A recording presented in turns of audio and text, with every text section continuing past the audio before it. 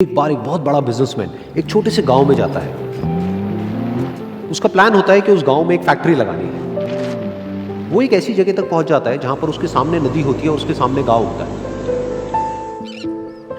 अब उसके पास में दो ऑप्शंस होते हैं। एक कि वो सड़क के रास्ते से घूम करके उस गांव तक पहुंचे, जिसमें करीब करीब 8 घंटे लगेंगे, क्योंकि डायरेक्ट कोई रास्ता नहीं है वहां तक पहुंचने का। दूसरा कि सिर्फ 20 मिनट में एक नाव में बैठ करके उस नदी को पार करके उस गांव तक पहुंच जाए। तो अपना टाइम बचाने के लिए उसने उस नाव में बैठने का डिसीजन लिया। वो नाव बहुत ही छोटी सी थी, जिसमें एक तरफ एक आदमी बैठा था जो कि नाव चला रहा था और दूसरी तरफ ये बिजनेसमैन बैठा हुआ था।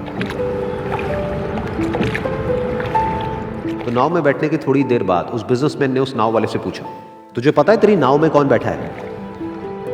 तो नाव वाले ने बड़े ही भोलेपन से कहा हाथ जोड़ करके, नहीं साहब मुझे नहीं पता आप कौन है। तो बिजनेसमैन बोला, अरे तू अखबार नहीं पढ़ता है क्या?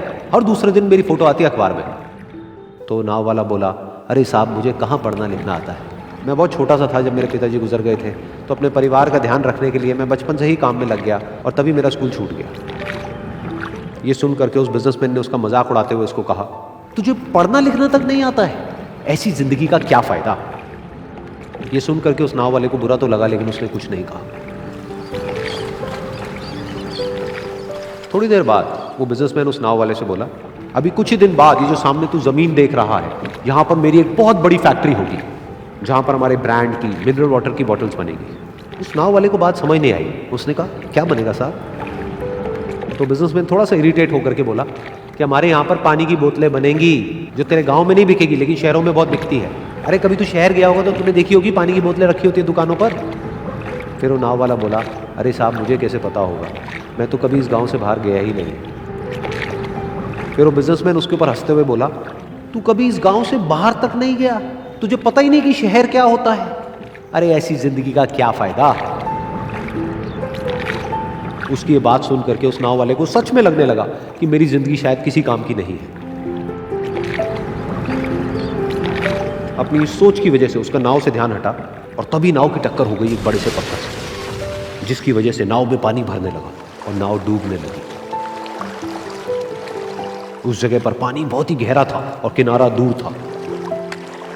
नाव वाले को समझ आ गया कि अब इस नाव को बचाने का कोई तरीका नहीं है और वो अपनी जान बचाने के लिए नदी में छलांग मारने ही वाला था।